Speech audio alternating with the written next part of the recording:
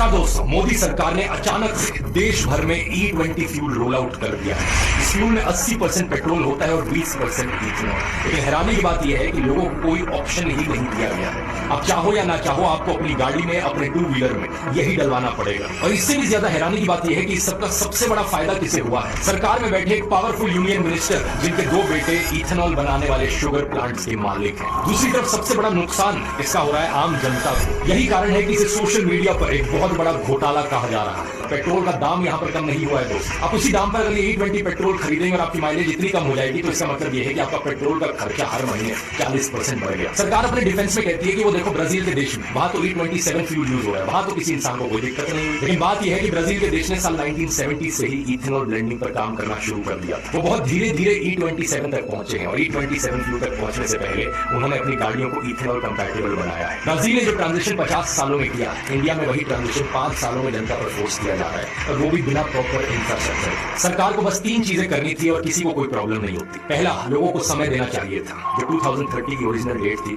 उस पर करते तो किसी को दिक्कत नहीं होती, क्योंकि तब तक ऑलरेडी 7 साल हो चुके होते E20 कंप्लायंट गाड़ियां आए हुए। दूसरा, ये बात बड़ी क्लियर है कि इथेनॉल इस्तेमाल करने से सरकार के पैसे बचते हैं, तो इस बेनिफिट को कंज्यूमर्स को पास ऑन किया जाना चाहिए था। पेट्रोल का दाम नीचे आना चाहिए था। तीसरा, लोगों को चॉइस दी जानी चाहिए थी, 100% पेट्रोल खरीदो या इथेनॉल ब्लेंडेड पेट्रोल। अगर इथेनॉल ब्लेंडेड पेट्रोल सस्ता होता तो ऑब्वियसली ज्यादातर लोग वही खरीदते। लेकिन इतनी सिंपल सी चीजें भी सरकार से नहीं की गई, क्योंकि सरकार अब आपको फॉर ग्रांटेड लेने लग चुकी है। शायद वो जानते हैं कि अगर वोट चोरी करके ही इलेक्शन जीतनी है तो जनता को मनाने में टाइम वेस्ट क्यों करना।